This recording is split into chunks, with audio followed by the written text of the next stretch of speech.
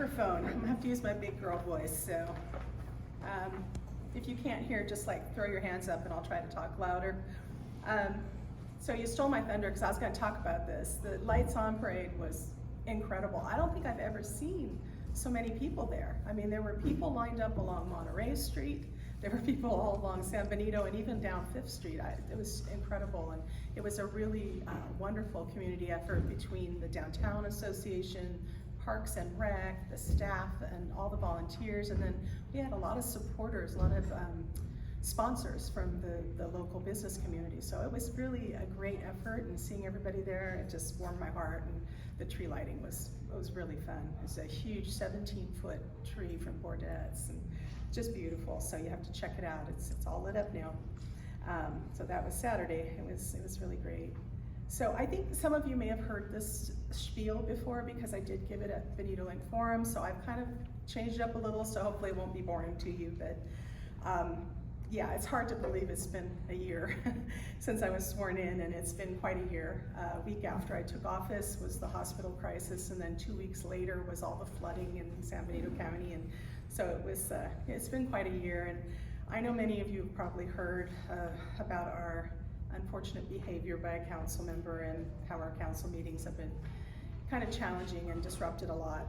We're redoing our code of ethics and conduct, trying to address that. So. But I did want to expand a little on that, only because we have been dealing with a very coordinated effort, not just by the council member, but by the former mayor and a political group that's based out of Aromas. And they've been feeding a lot of misinformation to our community members, getting them riled up, bringing them in, disrupting the meetings, and a lot of the focus is, of course, on trying to discredit me and claiming I'm in developers' pockets. So I have said this before, but I wanted to say it again, just for the record, that I am not in developers' pockets, and that I've been really transparent and accountable about this. I did get funds coming into my campaign that were from developers, but I did exactly what you're supposed to do. When I took office, I went through and found anything that looked like it had a conflict of interest, and I returned it. This was last December. But the rhetoric is still being repeated over and over again at almost every council meeting. So I just wanted to put that out there, that no, I only work for the community, I don't work for developers. And I wanted to follow up with that because I'm sure many of you have received a flyer in the mail that went to the entire county, something called the Hollister Enchilada. And that is the handiwork of our former mayor. It's just pretty much a political hit piece.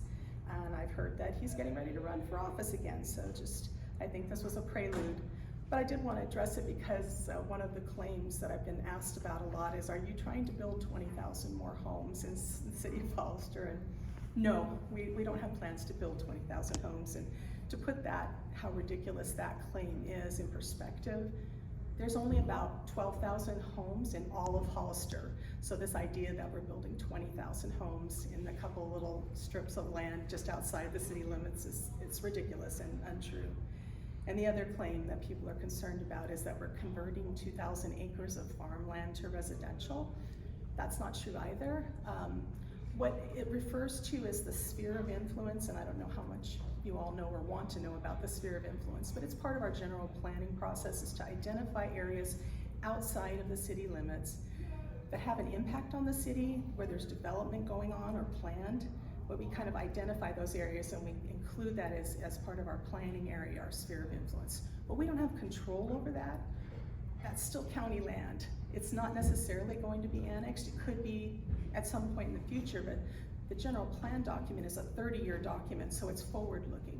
So you want to include things where there's development happening and identify that as these are areas that impact the city, that may have more development, that may eventually be annexed. Portions may get annexed in. But there's no plan, and we are certainly not converting acreage in the county. We have no control over that. So you can see that it's just a lot of, mudslinging basically, and I'm sure there's gonna be a lot more, but I did want to just squelch that because that's not what we're about. And I think we've actually made some very good revisions to the general plan to provide and be strategic about the next 30 years. Several of them were identified by the Planning Commission, not by myself. And the majority of the Planning Commission identified the updates to the sphere of influence, including areas like east of Fairview. And the reason for that is we've got master plan community going on there with 1,100 homes that are being built. Of course, that's an impact to our city, and eventually that could get annexed into the city. We don't know, but it's definitely an area that was identified in our previous general plan as a special planning area. That, and also over off of Buena Vista Road, is one of the other areas we included. That's a special planning area that's been in existence since 2005. So we're just identifying it as, yes, this is influences us, it's an impact to us, and we need to identify and keep an eye on it. And it also kind of helps us have a little more say in what the county does in those areas, because the fact that they could be annexed in, we want them to be built at the level that the city builds at, not at what the county. There's a little difference in how things are built. So it's gonna take a lot more back and forth between county and city, and we've actually been working hard on our collaboration with the supervisors, and I feel like we've made really good progress in working together, because that's how you face these big issues. It's not division and mudslinging and accusations. It's working together and facing those challenges. So that's what I'm going to say about all of that. Let's talk about the good stuff. So our main focus this first year has been on infrastructure, and we've done a lot of things towards that. One of the things was we purchased the Acela software system, which is going to make our departments more efficient and also allow residents to be able to go online and do certain things that they can't do now, like obtaining permits and other online services. We've gotten a few grants in. We got a technical assistance grant of $500,000 for the design of broadband infrastructure in Hollister. We also are working out at the airport. We're trying to do some expansion at the airport, and we've had businesses coming in. So we secured $3.3 million in grants for airport taxiway improvements. And we've also just recently, you may have met our new airport director. So after no one being in charge for a while, we've got a great fellow. I'm sorry, his name is escaping me at the moment, but we're gonna have a lot more activity out there, and hopefully we'll be bringing even more businesses in. Also on our roadway infrastructure, we have improved a capital improvement program. We received a grant of $1 million for Safe Streets school study, and also we've just approved, we've got a slurry seal project that's coming out in the spring, as well as pavement rehabilitation, ADA upgrades, and what else? 3 of our oldest alleyways are going to be revamped and have stormwater drainage, as well as paving. That's, I think, Swope and trying to remember, Swope, Wentz, and Brown, I want to say. But we're starting with those, and we'll continue to work on the infrastructure for that. The other thing we did was to purchase a building at 190 Maple Street. It's the old Oasis Spa building that's next door to the post office. It was owned by the hospital. We purchased it and took it off their hands, so that as they were selling and trying to improve their assets and all that, so it was kind of a win-win. They were able to unload that asset, we were able to purchase it, and now we're developing a one-stop shop for our residents so that they can go one place to get their city services. We also have invested $2.5 million with the sewer from our impact funds. This is not from our general fund. We have specific impact funds that have been collected from developers over the years. And so the purpose of those funds is to repair and upgrade our sewer, and make sure we had, some equipment that was at the end of its lifespan and was going to need to be replaced soon. So we invested the $2.5 million in that. And then at the parks, you may have seen that recently the Junior Giants softball field was redone by Vista Hill Park. And we've also resurfaced the tennis and pickleball courts at Dunn Park. We're being resurfaced. And the last kind of cool thing is that we have 3 new fire trucks.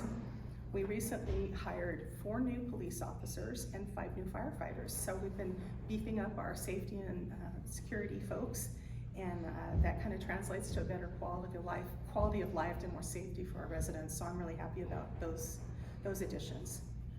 The other area of focus for me has been community engagement. I think one of the bad things that happened among many in the pandemic is we stopped connecting with the community. The city did in our planning. When we do ordinances, we would usually have things like town halls. The general plan should have had a lot more public input because of what was happening. We didn't have that. It was all online and very low attendance at those. So I've been really pushing to do community engagement meetings, having town halls, anytime we've got a new ordinance, making sure the public has a chance to weigh in or give input about it. So that's been an area of focus for me. Some of the things we've done that with are Lad Lane and South Side Road.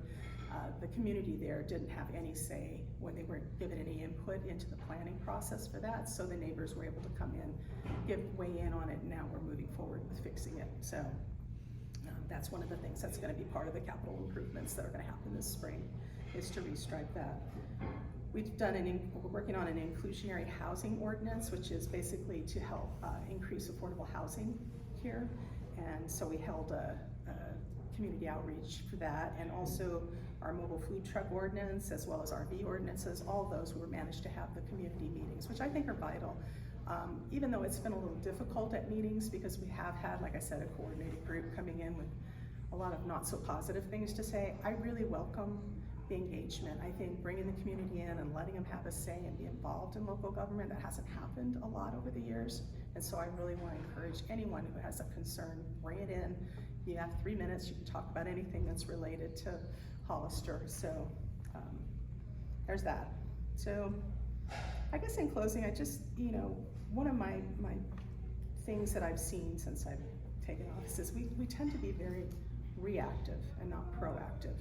And I think that's kind of how we've gotten into some of our difficulties with traffic and how we've planned our infrastructure or not planned, and we just sort of react when it becomes a crisis level. So really want to work hard on strategic planning and working closely with the county and with different groups to kind of tackle these things and face them before they become the crisis level. We don't want to wait until we can't add any more students to our high school to think about adding a second high school, right? That's the kind of things that's been going on for decades, and so that for me is kind of a priority as well. So I could go on and on, but I won't. So if you have questions, I'm happy to answer anything that you might have. Anything?